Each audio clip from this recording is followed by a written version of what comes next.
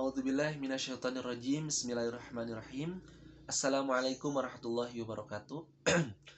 Perkenalkan, nama saya Muhammad Akbar Subekti, jurusan Manajemen S1 kelas B2.20. Ya, video ini bertujuan untuk memenuhi tugas evaluasi tengah semester mata kuliah Pancasila. Di sini saya akan menjelaskan tentang materi bab kedua, yaitu Pancasila sebagai dasar negara. Pancasila adalah dasar negara dan ideologi resmi Indonesia. Kata Pancasila berasal dari bahasa Sanskerta yang terdiri dari dua suku kata. Yang pertama adalah panca yang artinya 5, dan yang kedua adalah sila yang artinya prinsip atau dasar. Jadi kalau bisa disatukan, Pancasila adalah artinya 5 dasar atau 5 prinsip. Pancasila dinyatakan dalam Piagam Jakarta pada 22 Juni 1945 dan kemudian dijadikan dasar negara Indonesia dalam pembukaan Undang-Undang Dasar 1945. Pancasila mencerminkan nilai-nilai, prinsip-prinsip, dan tujuan yang menjadi landasan ideologi dari negara Indonesia. Kemudian yang berikutnya adalah kedudukan Pancasila sebagai dasar negara. Kedudukan Pancasila sebagai dasar negara sangat kuat dan tidak dapat diganggu-gugat. Dan ini dijelaskan mengenai kedudukan Pancasila. Yang pertama adalah tertuang dalam pembukaan Undang-Undang Dasar 1945. Pancasila secara resmi dijadikan dasar negara Indonesia dalam pembukaan Undang-Undang Dasar 1945. Pembukaan Undang-Undang 1945 menyatakan bahwa negara Indonesia didirikan atas dasar Pancasila. Hal ini menegaskan kedudukan Pancasila sebagai pijakan utama dalam konstitusional Indonesia.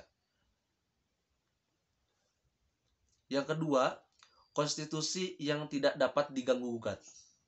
Undang-Undang Dasar 1945 merupakan konstitusi tertulis yang memiliki kedudukan dan kekuatan hukum tertinggi di Indonesia. Dalam pasal 1 ayat 3 Undang-Undang 1945 disebutkan bahwa Pancasila merupakan asas tunggal negara dan menjadi pandangan hidup bangsa Indonesia. Kemudian yang berikutnya, keputusan Mahkamah Konstitusi.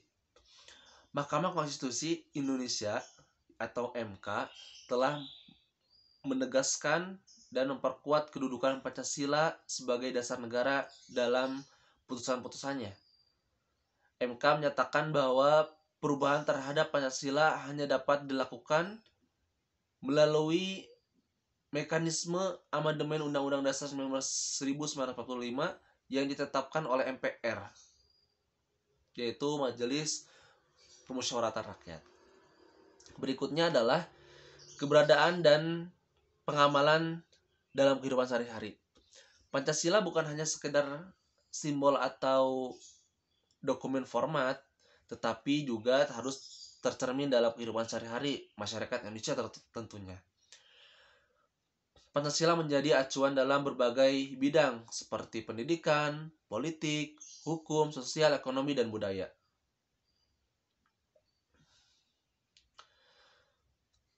Adapun juga tentang bendera dan lambang negara. Pancasila secara visual juga menjadi bagian yang penting dalam simbol-simbol nasionalisme bangsa Indonesia.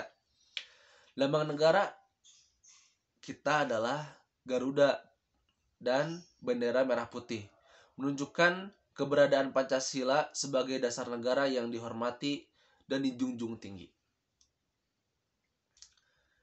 Demikian, Pancasila memiliki kedudukan yang kuat dan tak tergoyahkan sebagai dasar negara. Pancasila menjadi landasan moral, ideologi, dan identitas nasional yang menjadi pijakan untuk membangun masyarakat yang adil, beradab, dan demokratis.